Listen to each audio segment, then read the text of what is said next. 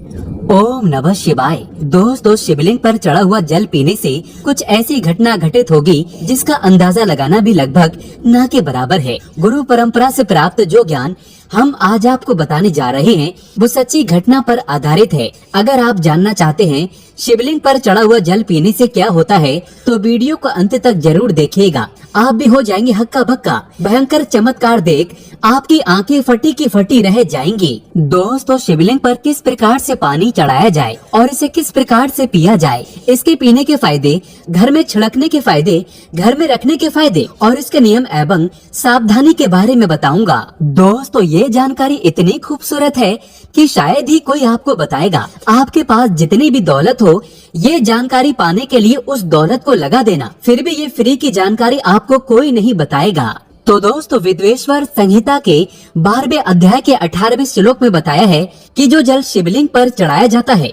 उसे 3 बार थोड़ा थोड़ा कर पीना चाहिए और उसमें स्पष्ट लिखा है कि इससे शरीर की कायिक, वाचिक एवं मानसिक ये तीनों प्रकार के रोगों से मुक्ति मिलती है। दोस्तों, आज मैं आप लोगों को शिवलिंग पर चढ़े हुए जल की संपूर्ण जानकारी बताऊंगा। आपने अक्सर देखा होगा यूट्यूब पर आचार्य प्रदीप मिश्रा जी भी कहते हैं कि 1 लोटा जल हर समस्या का हल, यानी 1 लोटा जल और संपूर्ण फल। ऐसी कोई समस्या नहीं जो शिवलिंग पर चढ़ा जल न कर सके। शिवलिंग पर चढ़ा जल स्वयं काल को भी रोक सकता है। शिवलिंग पर चढ़ा जल किसी का जीवन आश्चर्यजनक रूप से बदल सकता है और किसी के विनाश को भी रोक सकता है। दोस्तों, विज्ञान में भी जल तत्व को उत्तम तत्व कहा जाता है। इसलिए कई लोग कहते हैं ना कि जल है तो कल है, जल है तो जीवन का आधार है। इसलिए कई लोगों के मुख से ये कहते हुए जरूर सुना होगा कि पानी बहाओ नहीं, पानी बचाओ। तो दोस्तों, भगवान भोलेनाथ को अपने कष्ट निवारण हेतु हम सब इसमें जल चढ़ाते हैं,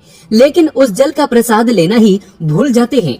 हम सब भोले बाबा को खूब जल चढ़ाते हैं, बहुत मनोरथ बोलते हुए, बहुत कामना बोलते हुए, भगवान हमारी इस कामना को पूर्ण करिए, ये सब बोलते हुए खूब जल चढ़ाते हैं। लेकिन जल चढ़ाने भर से हमारी समस्या का निवारण नहीं होता है। दोस्तों, हम उसका प्रसाद लेना ही भूल जाते हैं। भगवान भोलेनाथ को जल चढ़ाने के बाद उस जल रूपी प्रसाद को लेना ही भूल जाते हैं। तो शिवलिंग पर चढ़ा जल साक्षात भोलेनाथ जी का प्रसाद माना जाता है और हम सब ये प्रसाद रूपी भोलेनाथ जी के आशीर्वाद को ही लेना भूल जाते हैं। तो आज की जो वीडियो है, शिवलिंग पर चढ़ा हुआ जल किस प्रकार से पिया जाए और जल पीने के फायदे, अगर हम पीते हैं तो हमारे जीवन में क्या चमत्कार घटित होने लगता है। जिस दिन हम शिवलिंग पर चढ़ा हुआ जल पीते हैं उस दिन से हमारे साथ में क्या क्या चमत्कार होता है, आइए इस वीडियो में जानते हैं। जानकारी बताने से पहले आपसे एक विनती है कि वीडियो को लाइक जरूर करिएगा। देखिए दोस्तों, वीडियो लाइक करने का न ही पैसा लगता है न ही दौलत लगती है, बस एक उंगली टच कर दीजिए और लाइक हो जाएगा।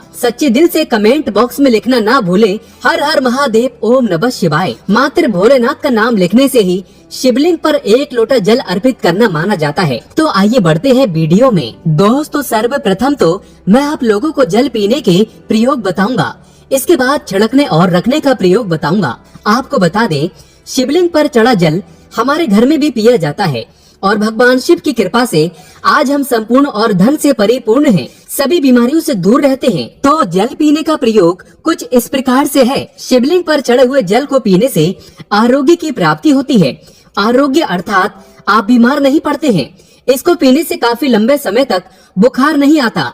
बुखार सीधे आता है तो 5-10 सालों के बाद आता है। जो लोग वायु परिवर्तन होते ही अर्थात जैसे ही मौसम में बदलाव आते हैं तो बहुत सारे ऐसे लोग होते हैं जो कि निरंतर बीमार पड़ते हैं, तो उनके लिए रामबाण साबित होता है। शिवलिंग पर चढ़े हुए जल को आप पीते हैं तो हमेशा आरोग्य रहेंगे। और एक खास बात, अगर आप लोग डेली शिवलिंग पर जल नहीं चढ़ा पाते हैं तो किसी भी समय में जल चढ़ाएं, कोई बात नहीं। आप शिवलिंग पे चढ़े हुए जल को इकट्ठा करके किसी बड़े से बोतल में एकत्रित करके रख लीजिए और थोड़ा थोड़ा नित्य पीजिए। तो पीने से आपको आरोग्य की प्राप्ति होती है।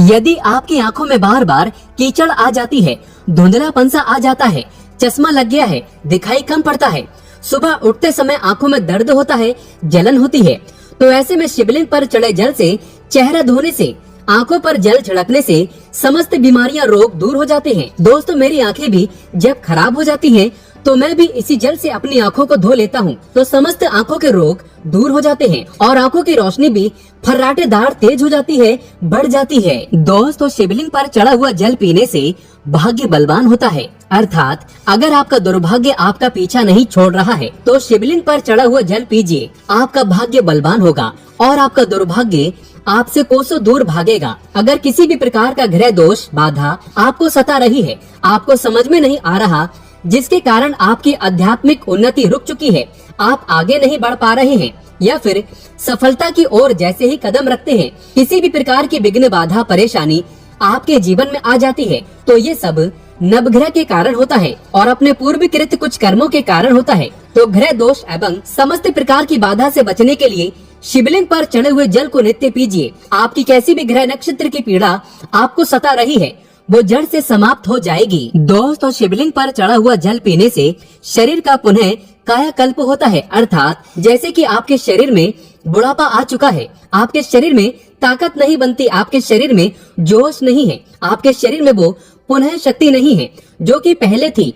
तो अगर आप भी पुनः अपने शरीर का कायाकल्प करना चाहते हैं, अपने शरीर में नई ताकत लाना चाहते हैं, नई ऊर्जा का एहसास करना चाहते हैं, तो शिवलिंग पर चढ़े हुए जल को पीना शुरू कर दीजिए। आपके शरीर में पुनः नई ताकत आएगी। अगर आपके द्वारा किसी भी प्रकार के पूर्वकृत पाप हो गए हैं जिससे आप पश्चाताप के रूप में आप उन पापों से मुक्ति पाना चाहते हैं, तो नित्य शिवलिंग पर जल चढ़ाइए और उस जल को पीना शुरू कर दीजिए। बीच में गैप हो जाता है तो आप एक काम करना, शिवलिंग पर चढ़े हुए जल को इकट्ठा करके किसी पात्र में रख लेना और इसे पी सकते हैं। तो इससे पाप का भी नाश होता है, पाप का शमन होता है। दोस्तों, अगर आप किसी मंत्र को सिद्ध करना चाहते हैं और आपको ईश्वर से वार्तालाप करनी हो, तब ऐसे समय में शिवलिंग पर चढ़े हुए जल को पीने से और नित्य एक माला ओम नमः शिवाय का जप करने से सिद्धि की प्राप्ति हो जाती है। आपको बुरे से बुरे, अच्छे से अच्छे संकट का शुभ समय का पहले से ही आभास हो जाएगा, आपको ढेर सारा लाभ मिलता है। अब आइए जानते हैं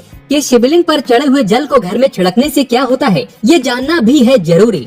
तो शिवलिंग पर चढ़े हुए जल को घर में छिड़कते हैं तो घर से गरीबी, दरिद्रता, दुख, दोष, शोक इन सब का नाश होता है। लंबे समय से गरीबी से परेशान है, घर में दरिद्रता छोड़ ही नहीं रही है, घर में दुख है, घर में शोक है, इन सब का नाश शिवलिंग पर चढ़े हुए जल को घर में छिड़कने से हो जाता है। दोस्तों, अगर आप चाहते हैं कि आपके घर में स्थायी लक्ष्मी का वास हमेशा बना रहे, तो नित्य पूजा करने के बाद घर में शिवलिंग पर चढ़े हुए जल का पानी जरूर छिड़कें और इसी के साथ आपको धूप का धुआं जरूर दिखाना है, लोबान का धुआं दिखाना है। तो इससे आपके घर में स्थायी लक्ष्मी का वास हमेशा बना रहता है और अन्नपूर्णा का भंडार भरा रहता है। दोस्तों, शिवलिंग पर चढ़े हुए जल का पानी घर में छिड़कने से घर तीर्थ जैसा पवित्र हो जाता है। घर में रहने वाले सभी लोगों का जो आचार होता है, व्यवहार होता है, बहुत ही सुंदर होता है।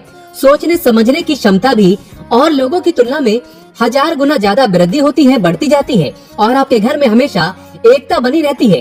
किसी भी प्रकार की लड़ाई झगड़ा आपके घर में कभी नहीं होता है। दोस्तों, मैं ईश्वर की सौगंध खाता हूँ, जो लोग जरा सा भी इस्माइल फैमिली चैनल पर भरोसा रखते हैं, विश्वास रखते हैं, तो आप नित्य शिवलिंग पर चढ़े हुए पानी का छिड़काव करें। आपके घर का वातावरण पवित्र रहेगा और शिवलिंग पर चढ़ा हुआ पानी जिस घर में छिड़का जाता है वो घर तीर्थ जैसा हो जाता है। उस घर में साक्षात लक्ष्मी नारायण वास करते हैं, समस्त तीर्थ एवं देवी देवता गण वहाँ पर वास करते हैं और आपके घर में सुख शांति का हमेशा वास बना रहता है। घर का वास्तु दोष समाप्त हो जाता है शिवलिंग पर चढ़े हुए जल को छिड़कने से। यदि अगर आपको लगता है कि आपके घर में धन नहीं रुकता है या फिर आपके घर में नाना प्रकार के भयंकर दोष, पितृ दोष, नजर दोष, शनि दोष, काल सर्प दोष, मंगल दोष होना शुरू हो चुके हैं, जैसे अचानक से घर में आग लग जाना, कई प्रकार की ऐसी जो क्रियाएं हैं जो घर में वास्तु दोष लगने के कारण होती हैं, तो घर में जितना जल्दी हो सके, चाहे कुछ भी हो जाए, आग लगे सारे उपायों को, तब आप बिना देरी करे शिवलिंग पर चढ़े हुए जल को छिड़कना शुरू कर दीजिए। घर के सारे वास्तु दोष अपने आप समाप्त हो जाएंगे। दोस्तों, ये सभी दोष घर में तब उत्पन्न होते हैं जब घर में काल का वास हो जाता है और जो महाकाल का भक्त हो तो काल भी उसका क्या करेगा। जिस घर में शिवलिंग पर चढ़ा जल का छिड़काव होता है उस घर से काल भी जाने से थर थर कांपता है, उसमें प्रवेश भी नहीं करता, क्योंकि साक्षात उस घर की रक्षा स्वयं शिव के गण करते हैं। आपके घर की डोर और आपके जीवन की डोर शिव के हाथों में आ जाती है। अब आप बस धन कमाएं और पूजा भक्ति में लग जाएं। आपका बाल बाका भी नहीं होगा, बल्कि आपका कल्याण ही होगा। दोस्तों, यदि घर पर अगर गंदी दृष्टि किसी की लग गई है, गंदी नजर लग गई है, बद्दुआ लग गई है, काला जादू लग गया है। तो आप अभी से अपने घर को बचाना चाहते हैं तो शिवलिंग पर चढ़े हुए जल का छिड़काव आप अपने घर में करें और एक छोटी सी बोतल में, छोटी सी एक शीशी में शिवलिंग के चढ़े हुए जल को इकट्ठा कर लीजिए और घर के मुख्य द्वार पर लाल कपड़े के माध्यम से बांध करके टांग दीजिए।